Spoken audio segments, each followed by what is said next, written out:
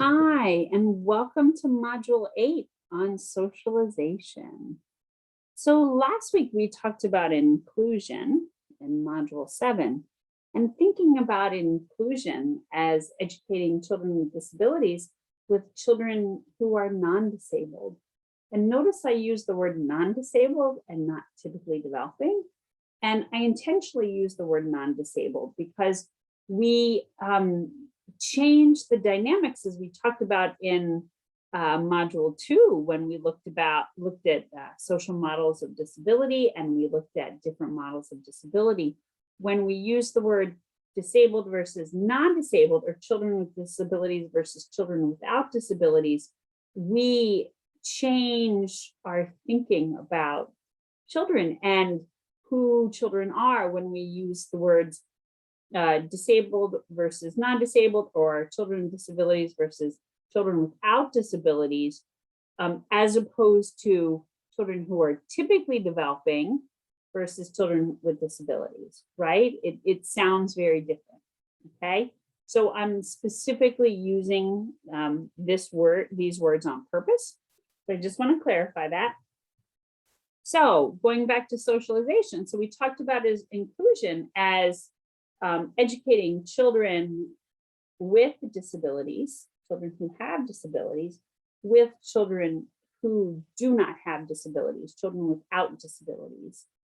However, it's not as easy as just putting children with disabilities into the classroom with children who do not have disabilities, right? There's a lot more work involved in that. And socialization or peer interactions, facilitating peer interactions, is a big part of that work. We all hear stories on the news or in social media of children who have a birthday party, and they turn 5, they turn 6, they turn 7, whatever age, and they send invitations to their birthday and no one comes. And typically those are children with disabilities. And they have issues with social skills, which is not uncommon for children with disabilities. And so part of the work that needs to be done when we talk about inclusion is not just the cognitive or social emotional skills, or not just the work related to fine motor skills or physical development, but helping children interact with their peers and facilitating peers interaction, because that sense of belonging, that sense of community is so important for all children and for all people. Everyone wants to be part of community. Everyone wants to belong. So that is what we're going to talk about in this module. And that really goes hand in hand with inclusion. They really can't be separated, because when we think about inclusion, again, it's not just dropping a child with a disability into a class with children who do not have disabilities. Inclusion will not be successful if we don't focus on social skills. And we don't focus on social skills for everyone. Children have questions, children want to know things, and helping children deal with the stereotypes and the stigmas that they have developed about children with disabilities and about disability as a construct is part of our work as teachers and part of what we've been doing in ECE. So let me share my screen and go over what we're looking at. So the first reading we have after you watch this video is by Kennedy.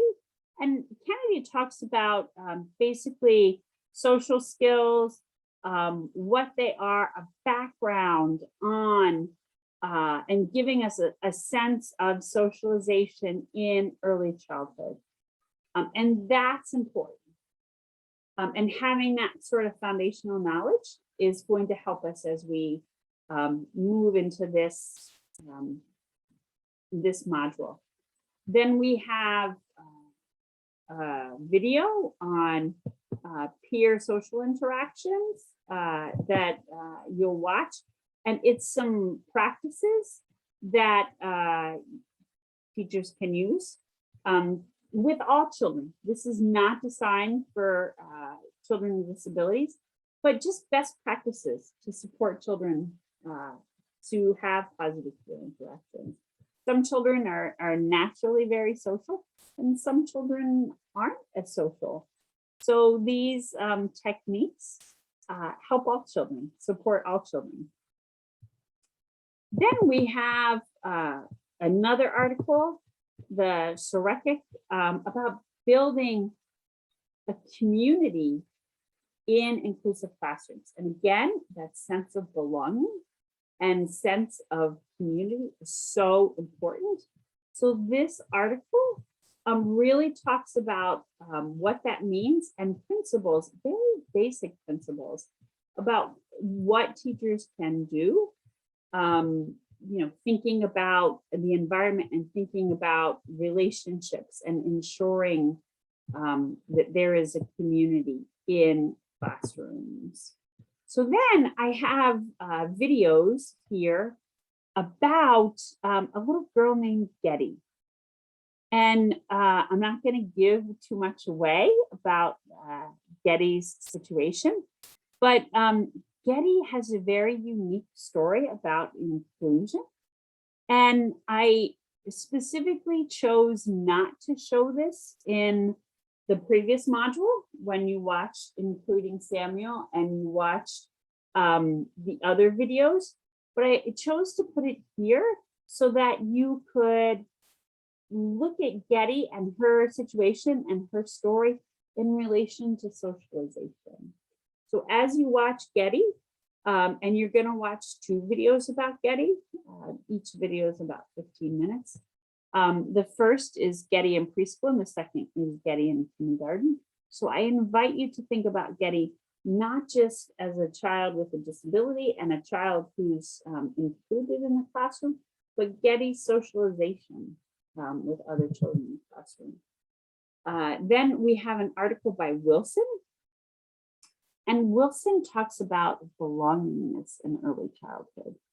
I think, again, as I mentioned, when we talk about inclusion, when we talk about children with disabilities in classrooms, we cannot escape this concept of belonging.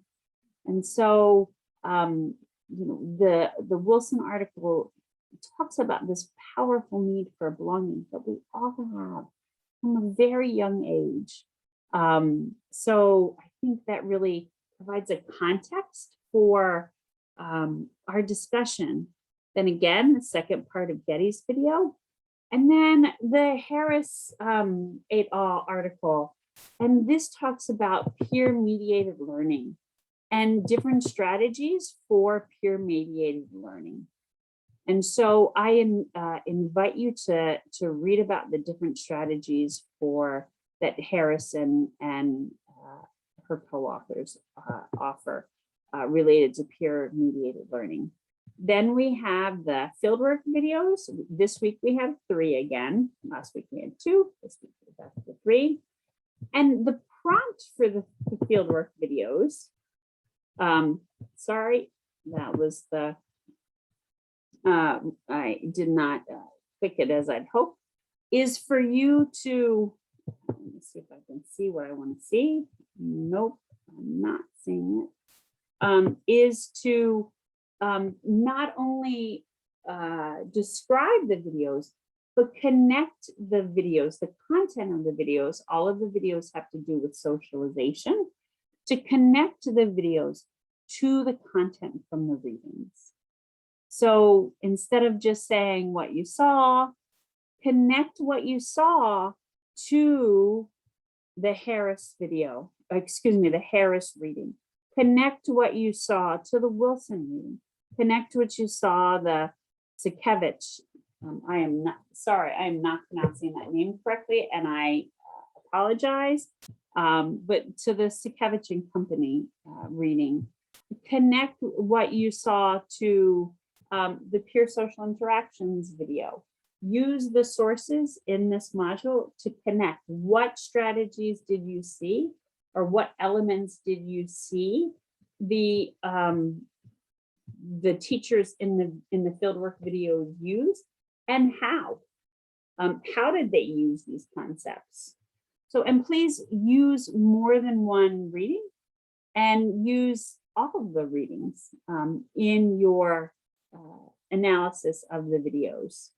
And then also, in addition, share what you would like to use as a future teacher. Then we have the self-reflection journal, as usual. And then finally, the last element that we have is our goal monitoring. And this is week 8. So this is time to really monitor our goals. So what does that mean, monitoring your goals? So I just want to point here, this is an overview of the assignment, but if you come down here to the Mod 8 Goal Monitoring Guidelines, and you open up this document, it has the steps that you should take to engage in the goal monitoring process. So you first want to review your goals. And if you can't lay your hands on them, that's fine. You can reach out to me and I have the ones that you've created. Then second, you want to review the module self-reflection journals for modules 1 through 8. Make a list of all the information, insights, and skills you've gained in each module.